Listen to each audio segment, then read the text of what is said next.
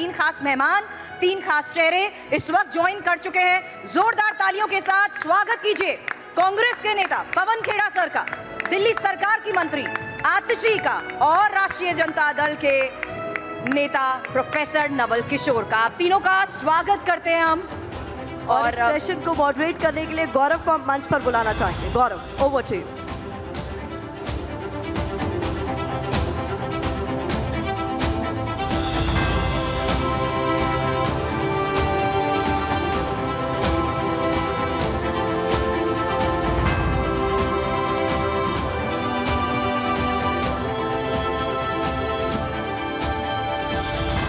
Thank you Surabhi, thank you प्रतिमा।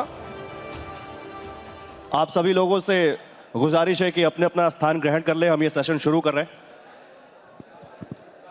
और जैसा कि पैनल देखकर ही आपको लग रहा होगा कि बहुत धुआंधार सेशन होने वाला है अब, और इसलिए जब बैठेंगे आराम से सुनेंगे तो काफी मजा आएगा। पवन जी, नवल जी, आतिशी जी तीनों बहुत अच्छे वक्ता हैं और पीछे आप देख सकते होंगे हम बात कर रहे हैं हम सब एक हैं, यानी इंडिया गठबंधन की। पवन जी, सबसे पहला सवाल तो आज जो कुछ हो रहा है या जो कुछ पिछले दिनों हुआ, इंडिया गठबंधन में चल क्या रहा है पवन जी?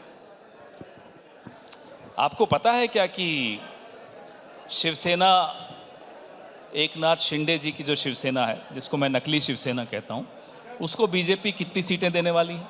नहीं मालूम। आपको पता है कि बीजेपी अपने बाकी एनडीए पार्टनर्स को कितनी सीटें देने वाली है? नहीं मालूम। इंडिया गठबंधन ने आम आदमी पार्टी के साथ कितनी सीटों पे हम चुनाव लड़ रहे हैं वो आपको मालूम है।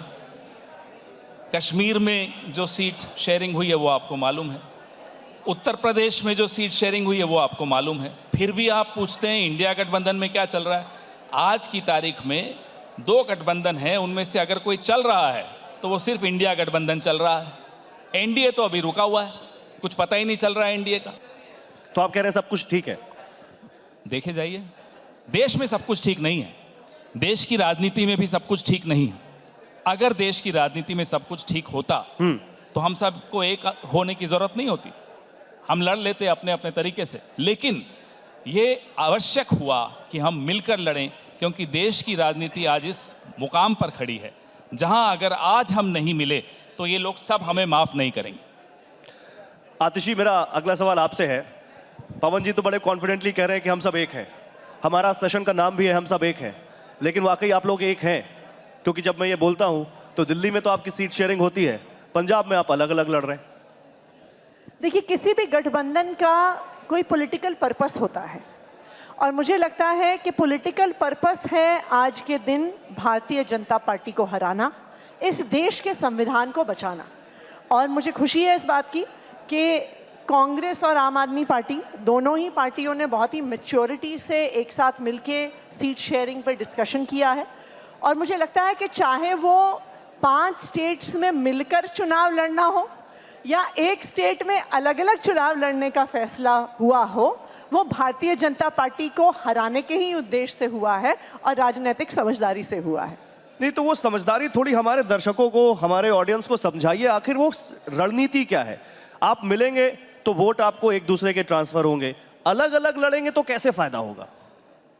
देखिए, अब गठबंधन की कुछ चर्चा कमरे के अंदर तक भी रहने दीजिए, सब कुछ ही टीवी 9 के मंच पर बात होगी तो फिर सारी स्ट्रैटेजी तो हमारी भी और सबके सामने आ जाएगी।